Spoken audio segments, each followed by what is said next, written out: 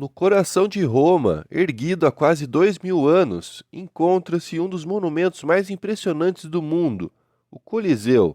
Suas paredes de pedra e arcos monumentais resistiram ao tempo, às guerras, a terremotos e até ao abandono, permanecendo como um testemunho vivo da grandeza e também das contradições do Império Romano. Muito mais do que um anfiteatro, o Coliseu foi o palco de espetáculos que definiram a cultura de uma civilização inteira. A construção do Coliseu começou em 72 depois de Cristo, durante o reinado do imperador Vespasiano, e foi concluída por seu filho Tito 8 anos depois. Ele foi erguido em um local simbólico, o antigo lago artificial da residência de Nero, um espaço luxuoso que representava o excesso do imperador. Construir ali o maior anfiteatro já visto era um gesto político, um presente ao povo romano, um símbolo de que o império pertencia ao público e não a um governante autoritário. Com capacidade estimada entre 50 e 80 mil espectadores, o Coliseu foi projetado com uma engenharia que até hoje surpreende. Suas arquibancadas eram organizadas em níveis sociais rígidos, os senadores e elite nos assentos mais próximos da arena, e as classes mais humildes nos setores superiores.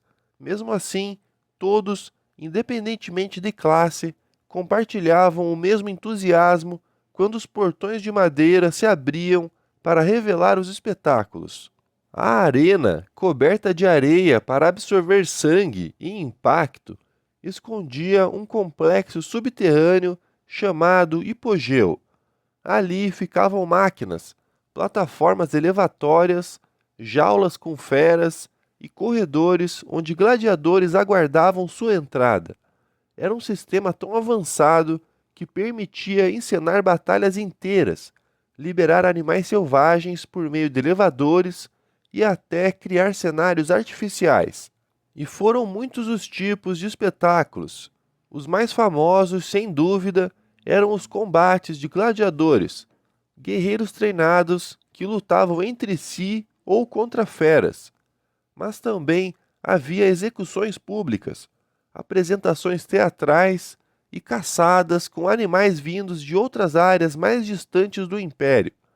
Em raras ocasiões, o Coliseu foi até inundado artificialmente para simular batalhas navais, demonstração máxima de poder e controle da engenharia romana.